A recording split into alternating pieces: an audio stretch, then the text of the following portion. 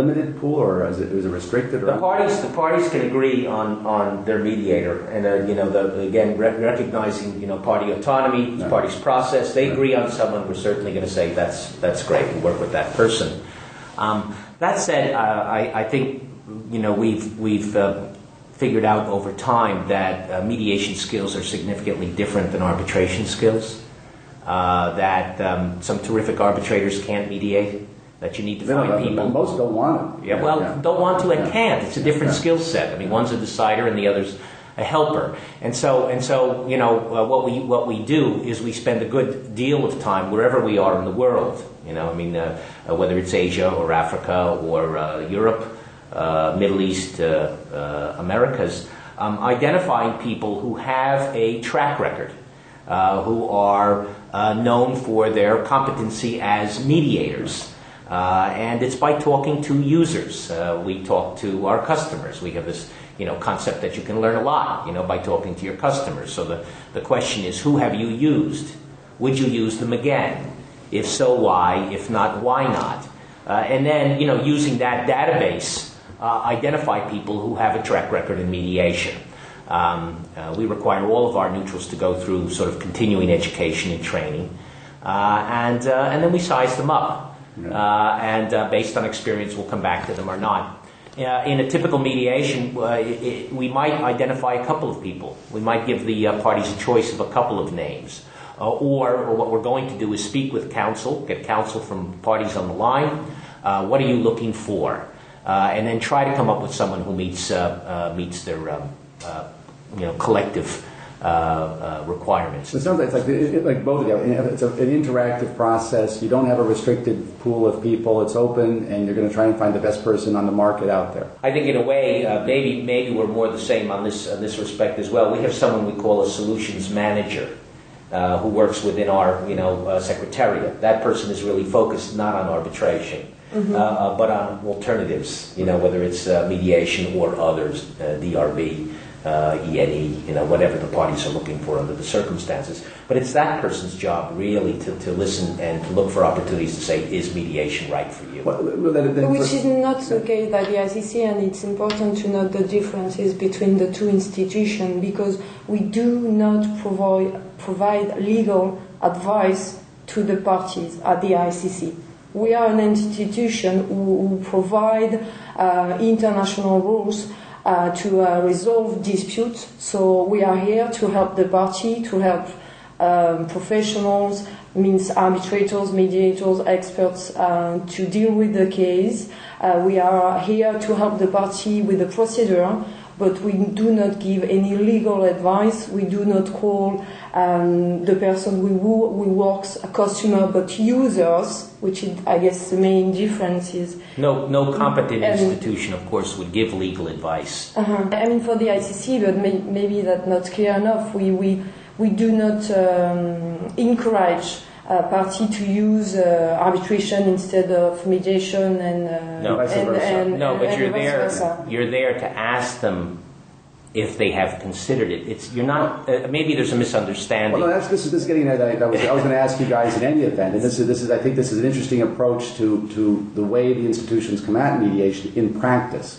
And that is, my experiences are, and with both of your organizations, is that when it's cross-marketing of services, when we've had ICDR disputes, the experience is you guys call us up and call both parties and say, we notice you've started an arbitration, why don't you try mediation?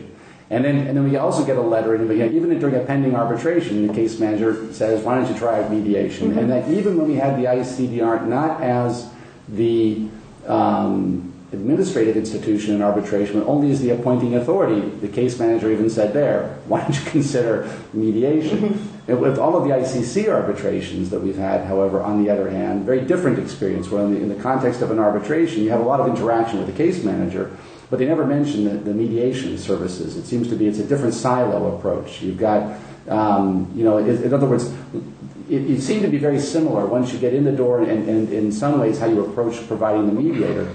But in terms of the interaction with the arbitration part of the business, very different. It's very different. Maybe we should talk about where that comes from, or sort of institutional philosophy.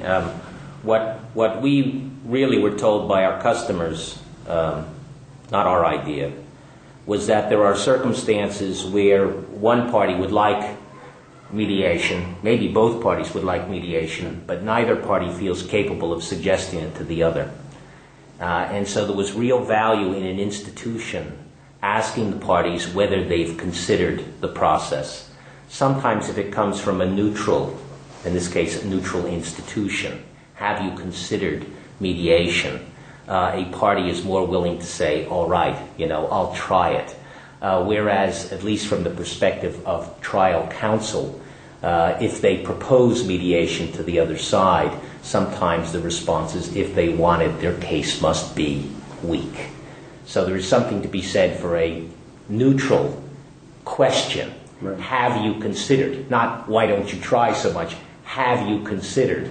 This way, if the parties are ready, if the circumstances are right, if the parties want to use the process, they can. It's not directing, it's asking.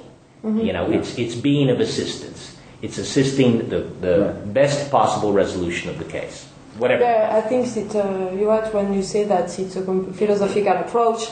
It's completely different. The ICC, we in order maybe to preserve the maximum of party autonomy. If the party requests an arbitration, we are not going to propose any other dispute resolution mechanism. And they are available like a toolbox, and it's up to the party to determine which tool they want to use or which combination they want to use. And it's important to note that in light of our statistic, in my department for the IDR services, in 68% of the case we have a combined clause with an IDR followed by an arbitration, but we are not going to advise or to propose another techniques or to say to our users, maybe you think about trying another techniques or so on. So very, very interesting. It's important to say there is a different approach here, whereas the ICC is very clear. 2 boxes, 2 different. Or many boxes. Have you considered your tools versus your tools? You pick the one, I guess. Or that we have different doors that you can go through. If you come in through this door, it's available to you, and we will help you. And then they have a similar process. But once again, and you have like more of a one-door approach. Once again, if the party the parties wants to try another dispute resolution mechanism. Right. For example, if they are doing an arbitration proceedings and they want to try ICC ADR, it's always possible under the rules. Of course, parties can agree to it. Before we get off the subject of selection of mediators, I wanted to ask you, for anybody who might be listening who is a mediator who would like to be considered as an ICC or an ICDR mediator, it sounds like it's not something you can apply for. It's that you get there by your reputation. And is this one of these, don't call us, we'll call you? Is that how you... Or can people actually apply if they've got many years of experience, accreditation, and everything else as mediators? Could they, for example, write a letter, or send an email to the ICDR or the ICC? Yes, of course. We receive a lot of CV and resume of mediator, conciliator, experts, and we are always happy to know who is doing what in the world. But we also advise the professional that they have to keep in touch also with our national committee. Okay, so important for that person to, for example, if it's Brazil, I think you have a national committee in Brazil. Yes. So that it would not be necessarily you folks in Paris, but it would be making themselves visible. Visible also you're for a Brazilian mediator, but let the Brazilian committee know about you and what you do and how international you are. Mark, what about you guys? If people do send CVs and resumes, and our experience is that people always look great on paper, and so. Maybe a little closer to your statement earlier, I think we feel it's incumbent on us to check the bona fides of people, and so what we do is one of the responsibilities of our staff, wherever they are, so myself in this part of the world, is actually running down the qualifications of particular mediators in particular countries, and that's by talking to users. Right. And so it's not so much don't call me, I'll call you, but rather understand that it's not about sending me repeated requests to be on a